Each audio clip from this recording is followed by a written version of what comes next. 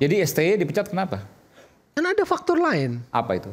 Dinamika yang kompleks kalau bahasa ketum. Apa itu misalnya? Ada friksi antara Peristiwa pemain di ruang dengan ganti. pelatih. Coba disampaikan aja. Ruang ganti. Apa yang terjadi di Bahrain dan Cina salah satunya? Eliano Reinders. Ini problem besar. Saya waktu itu menyebutnya bom waktu. Dia dinaturalisasi. Proses naturalisasi kan kita tahu prinsipnya bahwa pemain itu di atas rata-rata dianggap begitu kan, maka dia dinaturalisasi kan begitu. Siapa yang approve, yang memberikan sebuah approvement? Pelatih kan. Lalu kemudian pasca Bahrain dan Cina ada kalimat bahwa dia dari Sinteyong dia tidak layak masuk skuad timnas. Loh itu kan menimbulkan pertanyaan hebat dong. Yang meminta proses naturalisasi itu siapa?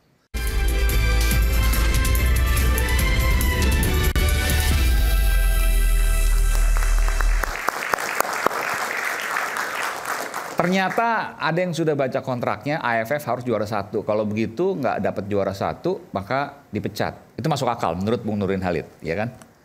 Jadi tadi saya katakan bahwa kalau dasarnya adalah kontrak dengan target tertinggi, Iya, berarti iya. PSSI profesional. Oke. Tapi menurut saya bukan cuma itu. Enggak, pertanyaan begini, kenapa kemudian itu tidak dikomunikasikan? Itu jadi pertanyaan kan?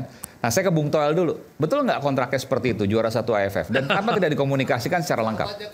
Seakan-akan saya lihat kontraknya. Oh. Mungkin hanya mendengar bocorannya. Oke, ya nggak apa-apa. Tapi langsung ya, mendengar bocorannya langsung kan waktu itu ya? Iya dong, langsung waktu itu. Ini dibuka aja supaya publik. Buka aja. Ya artinya targetnya kan juara. 1. Cuma dikomunikasikan kan dengan bahasa hasil terbaik. Tapi belakangan kan ketum bilangnya semifinal.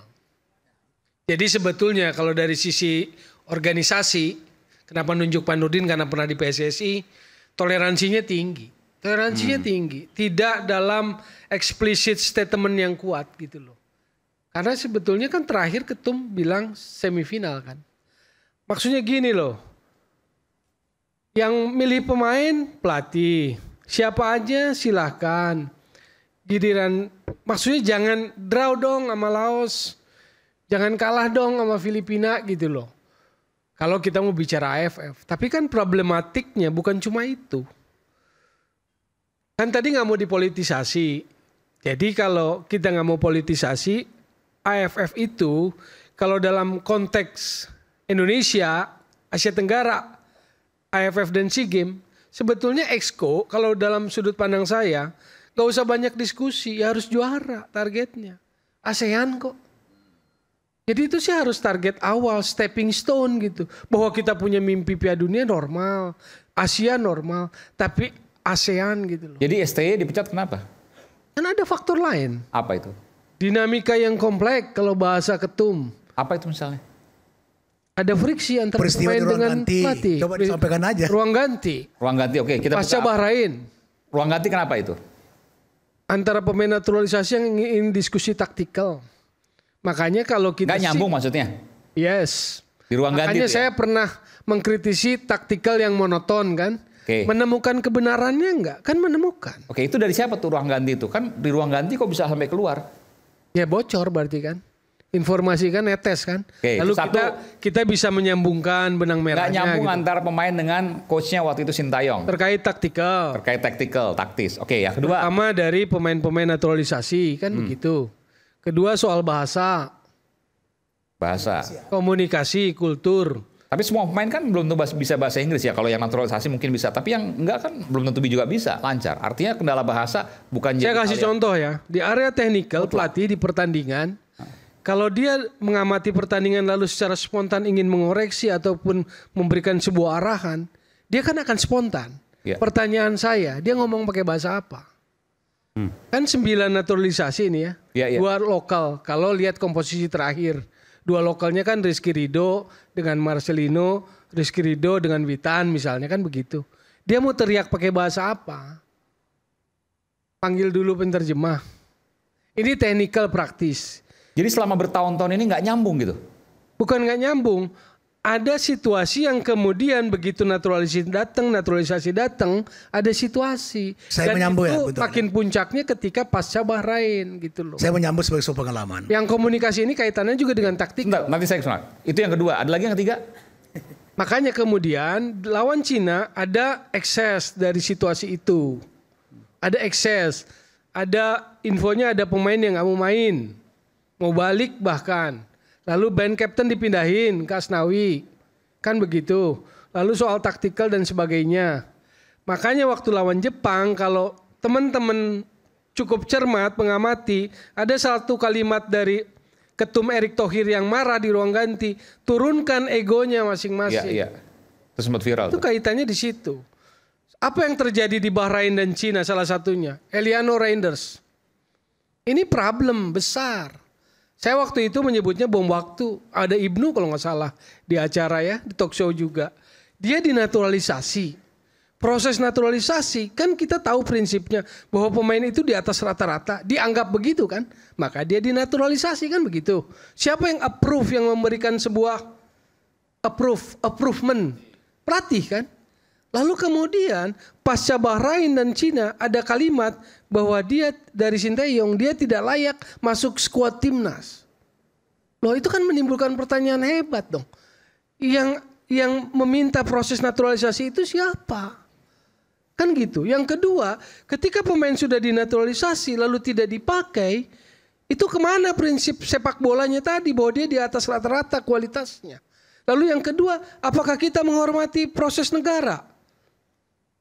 Approve dari Menpora, approve dari Menhukam, ketuk palu dari DPR, tanda tangan dari Presiden. Apakah kita menghormati proses negara itu? Sementara ratusan ribu pemain sepak bola Indonesia juga ingin main di timnas. Tapi karena dianggap kalah kualitas oleh proses yang namanya naturalisasi akselerasi, mereka duduk manis kan? Kita duduk manis misalnya pemain-pemain kita. Tapi kemudian nggak dipakai, tidak masuk DSP loh. Kan itu pertanyaan besar, itu problem loh. Kalau kita mau bicara ansih sepak bola, itu problem loh. Dia nggak masuk DSP, Bang Aiman. Daftar susunan pemain. 11 itu starting, 7 itu di bench. Itu yang masuk DSP 18. Dia nggak masuk. Kan biasanya tim bawa 23 atau 26. Jadi biasanya dia pakai training duduk di tribun. Eliano duduk sebelah saya selalu. Makanya kan. Atas. Iya kan. Ada Sananta, Eliano. Ah itu nggak sederhana. Saudaranya Yakob Sayuri itu. Nggak sederhana. Apalagi dia mengatakan dia belum cukup layak masuk skuad timnas. Sintayong bilang begitu. Yes, ada itu jejak digitalnya. Itu problematika gitu loh. Tapi apakah kemarin waktu pergantian itu problematika itu diangkat? Menurut saya itu kesantunan organisasi aja nggak mau ungkap kan? Kan itu. Oke. Ada yang menambahkan, Bung Nurdin? Ya. Jadi zaman saya ya sebagai sebuah kelamaan bahwa setiap budaya pertandingan pelatih itu dia memang punya prinsip. Itu kita harus akui dan kita tidak bisa intervensi itu. Tapi prinsip itu tidak boleh kaku. Ya. Misalnya gini, zaman saya dulu termasuk waktu saya menjadi manajer dan saya berhasil loh. Tapi tadi 18 orang. Dengar dulu, jangan dipotong dulu. Ya. Masalah itu. Jadi setiap pelatih itu pasti sudah mengatur strategi dan taktik. Apakah dia 4-3-3, 4-5-1 atau 5-4-1 dan sebagainya, 4-4-1, 4-4-2 dan sebagainya. Nah setelah itu kemudian ada namanya manajer meeting dulu. Sekarang mungkin technical meeting. Maka dia menjelaskan kepada pemain. Ini menghadapi ini maka ya strateginya nih. Polanya ini gitu. Nah pada saat itu Sintayong yang tidak bisa bahasa Indonesia, tidak bisa bahasa Inggris, itu masih bisa menggunakan penerjemah. Tapi ketika pertandingan di lapangan, dia strateginya yang sudah disampaikan waktu manajer meeting tidak berjalan. Dia ingin merubah atau dia ingin memperkuat itu. Komunikasi ini sudah terlambat. Gol tercipta. Itu yang dimaksud tadi, salah satunya. Jadi dalam kondisi darurat susah tuh untuk komunikasi. Susah sekali. Coba harus panggil dulu orang Koreanya yang bisa bahasa Inggris. Nah, bahasa Inggris ini kalau misalnya asisten pelatih kita tidak bisa bahasa Inggris, ambil bahasa Indonesia. Baru menerjemahkan.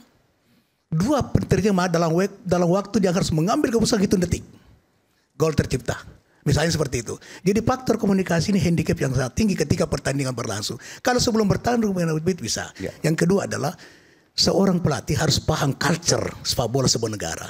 Nah saya melihat hari ini, membaca hari ini langkah awal dari Patrick ini bagus.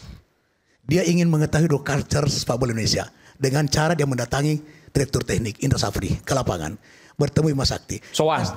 Bukan soan, dia ingin tahu. Dia ingin tahu tentang culture sepak bola Indonesia, pasti ada diskusi. Dia tanya itu. Nah sehingga keluar pernyataan Patrick kalau nggak salah, bahwa dia mengatakan timnas Indonesia dari pemain Indonesia adalah merupakan tulang punggung timnas. Dia tidak mengatakan naturalisasi. Itu berarti dia ingin memahami culture. Dan seorang pelatih harus paham tentang culture sebuah negara, sepak bola sebuah negara. Jadi bahasa dan culture-nya Kluivert udah bener untuk tahap pertama Langkah nih. awal, Iya. ini langkah yang bagus. Tapi itu Kemudian dia bisa- ingin mengamati, dia ingin mengamati ini pertandingan. Tapi itu bisa terjadi karena kan yang kita hadapi taktikal nih. Yang tadi kan strategis, setuju ya. Semua harus diperbaiki dalam konteks federasi kan. Wasit yang mimpin PON kemarin masih begitu. Tapi sebentar. Nah, maksud saya banyak hal. Asprof di DKI misalnya. Tapi poin saya tadi, pemain lokal adalah tulang punggung timnas. Ngelawan Australia sama Bahrain bisa dipraktekkan gitu. Bisa, dia bisa menggabungkan antara pemain naturalisasi dengan pemain kita. Di melawan Australia dan Bisa. Bahrain. Misalnya kita 4 pemain, 7 naturalisasi. Oke. Kalau sekarang kan hanya 83 paling banyak kan? Atau 5 gitu. Jadi- Jadi gini Bung Pendi, 92 kadang-kadang 83. 83. Jadi nanti target kita 74. sebenarnya gini, kalau membaca, Ya. tadi dikatakan blueprint. Sejak saya jadi ketua PSSI, 2007 saya sudah canangkan blueprint visi 2020 PSSI. Industri bola menuju Oh pentas iya, dunia. iya, iya. Ada bukunya itu. Ada bukunya. Dan itu yang berjalan sekarang. Iya. Badan Liga Indonesia itu zaman saya. Kalau Badan untuk Timnas Nasional zaman kepentingan saya. Sebentar, taktikal, sebentar. nggak sedikit aja. Kalau untuk kepentingan taktikal, nanti lawan Australia 11-11-nya pemain diaspora nggak apa-apa. Tidak masalah. Oh, oke. Karena dia sudah pemain Indonesia. Agak bertentangan dengan Tetapi buku tapi ya. culture-nya, filosofinya adalah bukan filosofi speed and power. Karena itu nggak cocok dengan pemain naturalisasi kita. Tapi kalau dia menggabungkan antara speed and power dengan total football, Ya. bisa kita menang lawan Australia. Kita harus optimis. Sepak bola itu di samping teknikal ada faktor luck. Ketika melawan Australia, Oh itu pasti. Bola ketika itu melawan putar. Australia itu di kini itu bukan karena kita pertahanannya kuat sehingga tidak jebol. Laki aja Indonesia. Oh, iya, iya. Harusnya 10-0 tuh. Ada penalti juga lawan Arab Saudi kan? Iya. Yang dengan baik Nah, diselamatkan. coba kalau oleh mau lihat Martin ya, Pass, kan? dikatakan tadi mengangkat Sintayong level sepak bola di high level, itu betul. Tapi jangan salah, 2007 timnas kita sudah berhigh level. Coba putar video ketika kita bertanding melawan Arab Saudi, mengalahkan Bahrain, kemudian 2007, hanya 1-0 2007. Dan Tanpa naturalisasi. kondisi darurat tadi yang dialami oleh STY karena sulit komunikasi harus mengubah strategi dan sebagainya tidak akan terjadi di zamannya Kluivert nanti. Ya, saya kira tidak akan terjadi karena Tidak akan dia, terjadi. Karena kenapa nanti kita akan bahas. Saya nanti akan bicara soal ke Bung Pange apa yang kemudian disampaikan tadi antara Bung Toel dan Bung Nurdin Halid. Sesaat lagi isu hangat kadang bikin penat, apalagi kalau kita tidak bisa mencerna dengan cermat. Jangan lupa secangkir kopi hangat yang nikmat untuk menemani kebersamaan dalam program Rakyat Bersuara bersama saya Aiman Wicaksono.